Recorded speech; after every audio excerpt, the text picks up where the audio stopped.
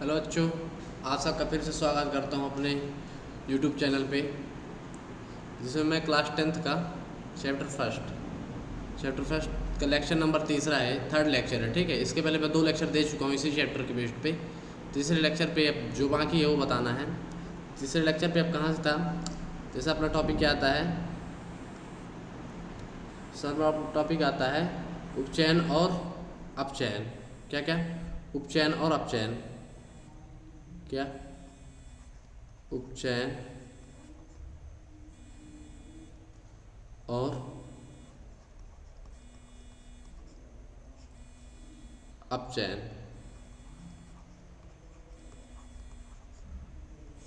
उपचयन या और अपचयन। ठीक है, इसमें क्या है कि उपचयन और अपचयन। ठीक,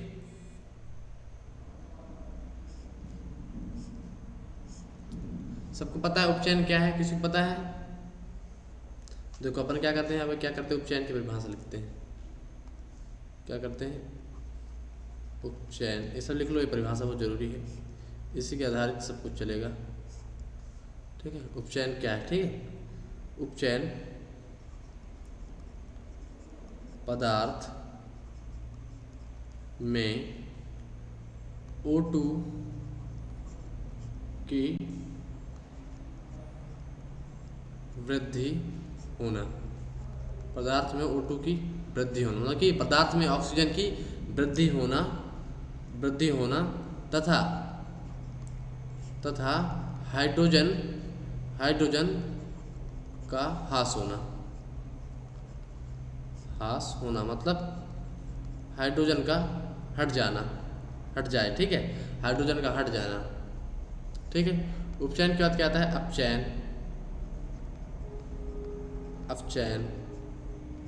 अपचयन कुछ इसी प्रकार से है। कैसे? H2 की वृद्धि होना, इसमें जस्ट उल्टा है, जस्ट उल्टा है। इसमें क्या है? H2 हाइड्रोजन की वृद्धि होना, हाइड्रोजन क्या होना? वृद्धि होना तथा ऑक्सीजन की क्या होना? ऑक्सीजन का ह्रास होना। ठीक, समझ में आया इतना? उपचयन क्या है? पदार्थ में ऑक्सीजन की वृद्धि होना। किसी पदार्थ में ऑक्सीजन का जुड़ जाना, तो ऑक्सीजन जुड़ेगा तो क्या होगा? ऑक्सीजन की वृद्धि होगी। और किसी पदार्थ में हाइड्रोजन का ह्रास होना, हाइड्रोजन का हट जाना और ऑक्सीजन का जुड़ जाना उपचयन कहला जाता है।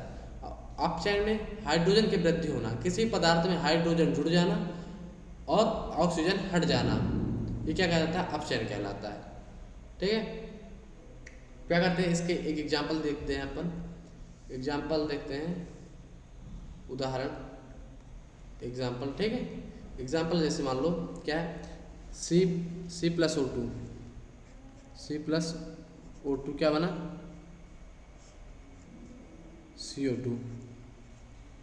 यहाँ पे क्या हुआ है? ऑक्सीजन की क्या हुआ है? यहाँ पे ऑक्सीजन की वृद्धि हुई है ना। क्या हुई यहाँ पे? ऑक्सीजन की यहाँ पे क्या हुई है? क्या हुआ? ऑक्सीजन जुड़ा है किसी साथ? कार्बन के साथ। तो यहाँ पे क्या हुआ है? उपचयन, पदार्थ में वृद्धि होना, ऑक्सीजन की वृद्धि हुई तो ये क्या हुआ? उपचयन। ठीक, पहला उदाहरण। चलो एक और एग्जाम्पल देखते हैं। ठीक है, नोट कर लो, इतना नोट कर लो, अगले पृष्ठ पे चलते हैं। ठीक, लिख लिए? चले अगले पृष्ठ पे। चलो अगला उदाहरण देखते हैं, एग्जाम्पल नंबर दूसरा है। एग्जाम्पल दूसरा, ठीक है, एग्जाम्पल दूसरे पे देखते हैं। क्या है अपना? CuO है ना। क्या है? Copper oxide, CO plus H2। ठीक, क्या किया अपन इसमें? हीट पास किए तो क्या बन गया? Cu बना और H2O। ठीक है, तो इसमें क्या क्या हो, तो इसमें क्या हुआ देखो इधर, इसमें क्या क्या किया अपन? सबको रिएक्शन लिख लो, सबको क्या करो? रिएक्शन लिख लिए हैं? हाँ देखो, अच्छे से गौर करो, बताओ किसमें क्या हुआ, किसमें उपचयन हुआ, किसमें अपचयन हुआ है। सोचो थोड़ा। हम्म, समझ में आ रहा है किसी को? देखो यहाँ पे क्या है, सी यू है ना। अब सी यू से देख रहा इधर, सी यू से इधर सी यू गया, गया, क्या हुआ, ऑक्सीजन क्या हुआ, हट गया है ना। तो क्या हुआ यहाँ पे, अपचयन हुआ, क्या हुआ, अपचयन, क्या हुआ, अपचयन हुआ, क्या हुआ, अपचयन मतलब क्या हुआ, O2 क्या हुआ, ह्रास हुआ, जिसमें क्या हुआ, O2 का ह्रास हुआ, ऑक्सीजन क्या हुआ, हट गया। तो यहाँ पे क्या हुआ, अपचयन।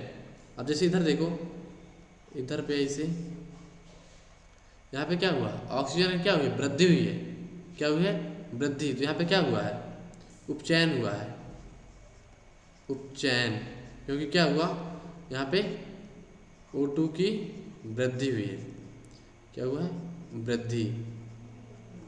तो यहाँ पे क्या हुआ, उपचयन हुआ, क्योंकि O2 की क्या हुई है, वृद्धि हुई है, इसलिए यहाँ पे क्या हुआ, उपचयन हुआ। समझ में आया ना, ये क्लियर सबको, है ना।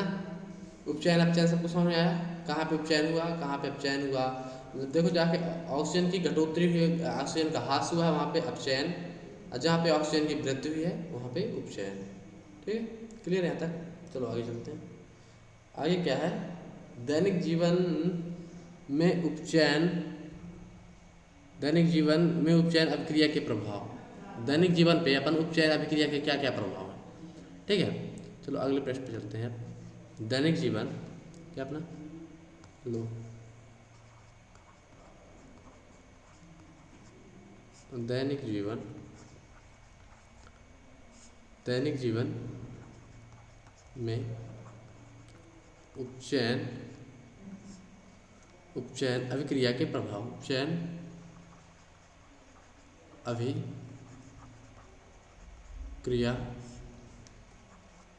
के प्रभाव, ठीक है, क्या क्या प्रभाव है ना। पहला जैसे देखो, पहला क्या है, संक्षारण, संक्षारण क्या है, संक्षारण, सबको पता संक्षारण क्या है, संक्षारण पता, संक्षारण क्या है, संक्षारण, चलो परिभाषा लिखो संक्षारण की, बहुत इंपॉर्टेंट है। जब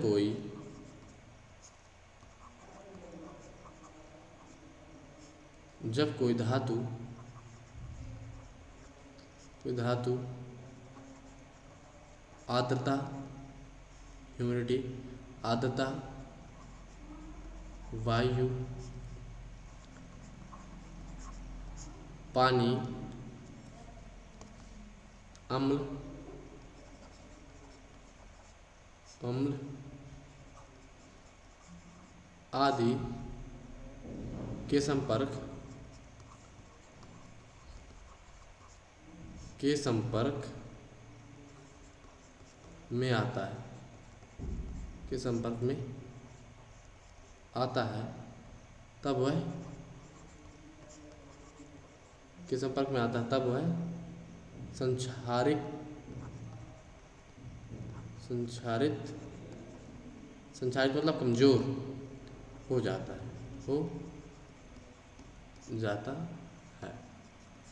जैसे जब कोई धातु आर्द्रता, वायु, पानी, अम्ल आदि के संपर्क में आता है तब वह संक्षारित हो जाता है। कैसे, जैसे अपन लोहा बाहर फेंक दिए, ठीक है, और उसमें क्या है, धातु, धातु है लोहा, ठीक है। जब कोई धातु, धातु है ना लोहा, उसमें क्या है, आर्द्रता, ओस पड़ी, वायु हवा चली, पानी भी पड़ा, है ना, एसिड रेन भी हुई, पानी के साथ एसिड रेन होती है ना, उसी को अम्ल भी पड़ा, तो उसमें क्या हुआ, उसमें संक्षारित हो गया, वो संक्षारित हो गया। संक्षारित मतलब क्या हुआ, कमज़ोर हो गया, है ना, रस्टिंग ऑफ आयरन, मतलब उसमें क्या जंग लग गई, है ना। तो वही इसका क्या है, उदाहरण है। उदाहरण देख लो इसका क्या है, वो इसी वही है क्या, उदाहरण, उदाहरण के तौर पे क्या लिख लोगे, उदाहरण, उदाहरण क्या हो जाएगा अपना, लोहे पर जंग लगना, लोहे पर जंग लगना, ठीक। दूसरा उदाहरण क्या हो जाएगा, मान लो तांबे पर हरी परत चढ़ाना, तांबे पर भी हरी परत चढ़ाते हैं ना, वो भी क्या है, इसी के द्वारा चढ़ाते हैं, तांबे पर हरी परत, तांबे पर हरी परत पड़ जाती है। ठीक है, ये सब क्या है, इसके उदाहरण है ना।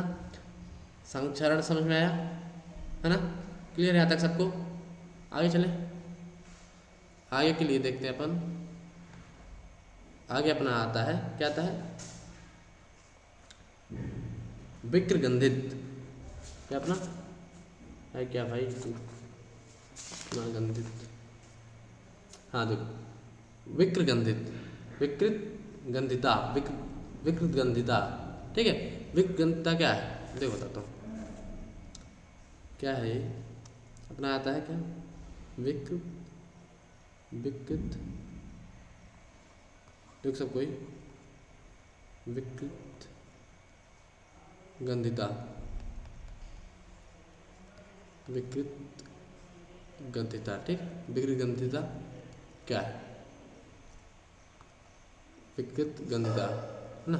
परिभाषा लिखो सबको इसकी, चलो। विकृत गंधिता की, वसायुक्त, वसायुक्त और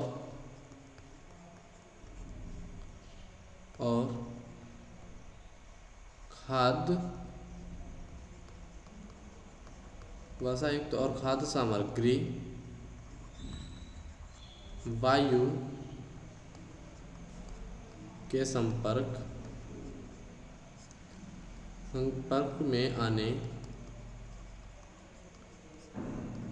पर, आगे इसमें क्या करूँ, लिख के रखा करूँ, लिखना ना पड़ा करेगा। ठीक रहेगा, आने पर उपचयित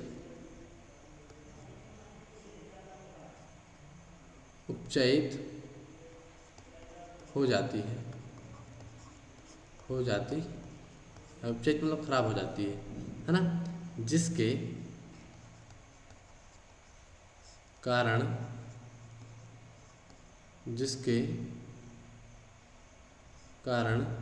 है ना, उनके स्वाद, किसके, खाद्य पदार्थ के स्वाद, खाद्य पदार्थ के स्वाद और गंध में परिवर्तन आ जाता है, गंध में परिवर्तन आ जाता है,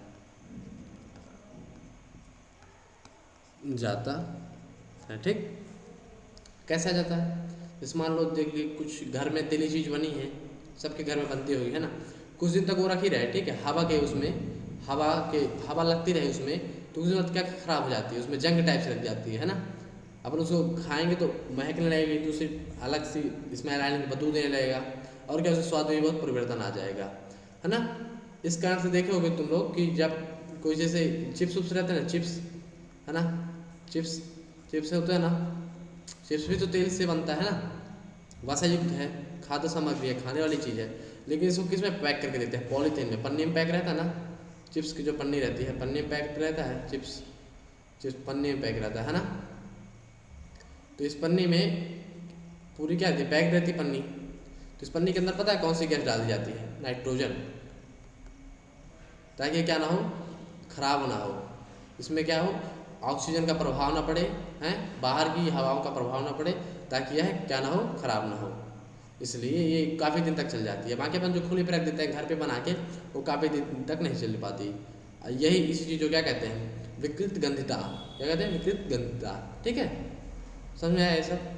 अब आगे चले, यहाँ से अपना क्या होता है कि ये चैप्टर अपना क्या हो जाता है, समाप्त हो जाता है। ठीक है, अपन कुछ क्वेश्चन कर लेते हैं जो एक्सरसाइज पे दिए हैं, किसके, यहाँ पे एक आध क्वेश्चन करा देता हूँ, एक्सरसाइज पे नहीं, एक्सरसाइज तो स्वयं से करनी है होमवर्क पे, बट कौन से करा देता हूँ, समीकरण को संतुलित कीजिए। कैसे समीकरण को क्या करते हैं, संतुलित करते हैं। ठीक है, संतुलित करना बता देते हैं, एक आध क्वेश्चन और करा देते हैं, वहाँ पे कम कराए थे, है ना, समझ के पढ़ो इसको। संतुलित, ये संतुलित वाला आता है क्योंकि एग्जाम्स में, जैसे पहला क्वेश्चन देखो संतुलित का, पहला क्वेश्चन क्या, पहला एग्जाम्पल क्या है, HNO3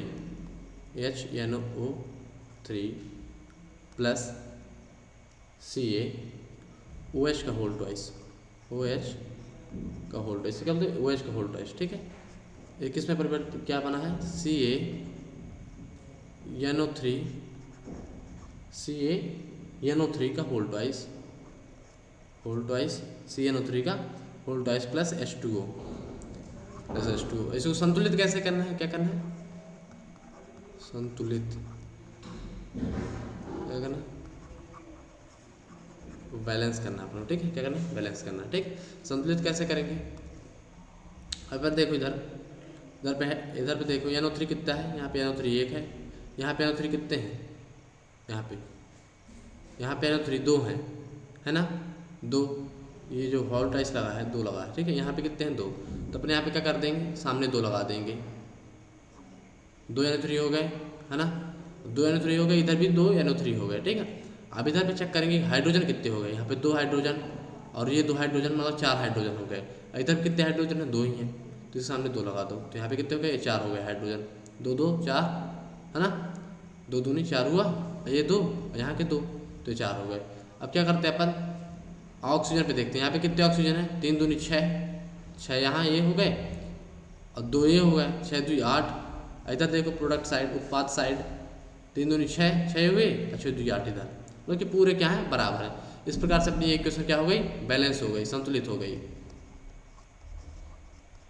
संतुलित हो गई, ठीक। अपन एक और उदाहरण देते हैं आपको, इसको स्वयं से करो, सबको अपने अपने रफ में लिखो, चलो, NaOH प्लस H2SO4 क्या है, सल्फ्यूरिक एसिड भाई, H2SO4 बच के रहना, इससे बहुत डेंजरस होता है H2SO4, हाथ होते पड़ जाए ना, अगर कॉन्सनट्रेटेड है, डाइल्यूट नहीं है, तो हाथ जल जाएगा पूरा, तेजाब। फिर क्या है, Na2 क्या बनता है इसे, Na2SO4 plus H2O plus H2O। अब बताओ इसे कौन बैलेंस करेगा, चलो बैलेंस करो जल्दी जल्दी, सोचो फिर हम बताते हैं। क्या देखो पहले, इधर पे देखो Na, देखो इधर पे Na कितना है, 1 है, इधर पे कितना है, 2 है, 2 Na है, इधर पे कितने Na है, 2, इधर पे 1 है, सामने 2 लगा दो, 2 Na, है ना। यहाँ पे ऑक्सीजन 2 हो गए, 2 ऑक्सीजन है तो 4 ऑक्सीजन हो गए, है ना, 2 ये हुए और 4 ये हुए, 4 2 6 हुए, इधर कितने हैं, 2 हैं, 4 सॉरी 4 है ना, 2 लगा दो इसे सामने, तो 2 6 हो गए।